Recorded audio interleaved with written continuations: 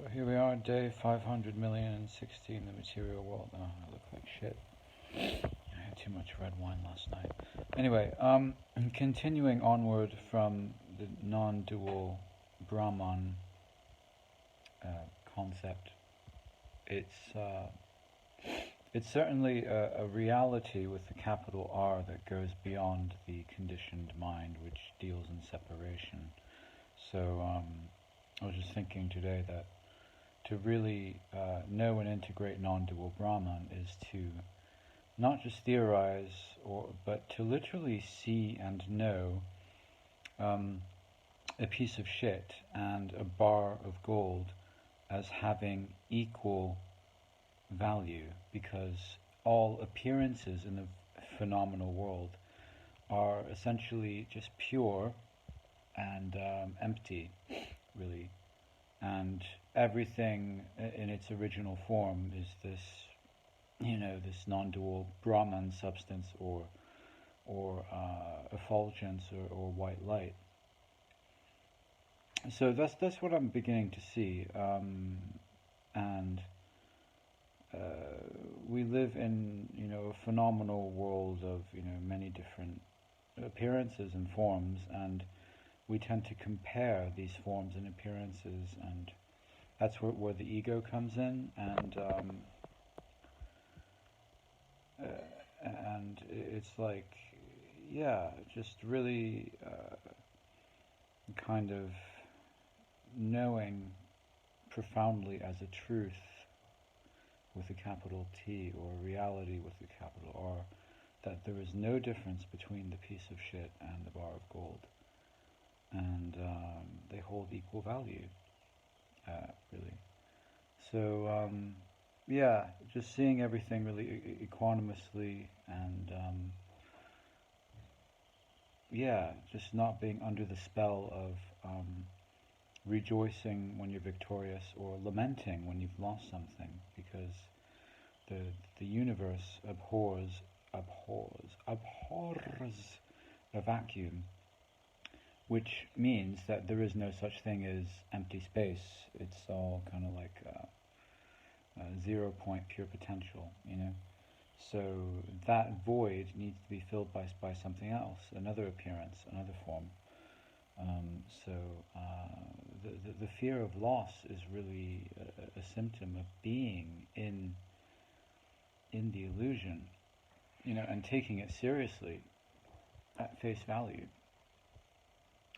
Because when we're born again, as another embodied soul or whatever, our original sort of unpolluted consciousness is undifferentiated. It's kind of monistic, There's no essential boundary between you and I, and it's like when you look at the hand, it's like, is the hand me, or is it outside of me, a part of me? And you take everything implicitly as an extension of yourself, including your immediate environment. So so as within, so without. That is the essential nature of non-dual Brahman. And another thing that came to me is that how do you explain ego and stupid, evil people in the world? Well, as I said yesterday, the ordinary mind is also Brahman. So when you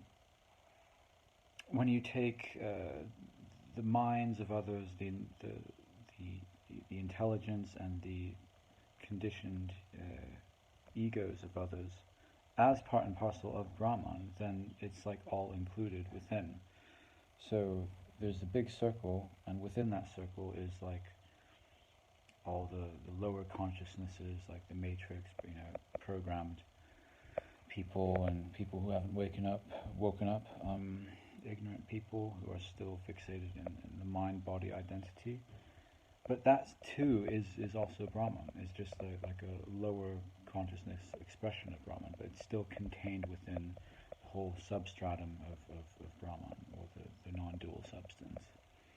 So that is to say, it gives you a real sort of renewed incentive to really own everything as you, or part of you. So that's the essential nature and philosophy of non-dual Brahman, symbolized by the Vedic Om mantra. It's the simplest mantra, really, for the non-dual awareness, the ultimate Om, really, and the fountainhead of all creation. In the beginning was the word, or the logos. That sound was Om. So when the creator God of the material universe created all this, it began with an Om.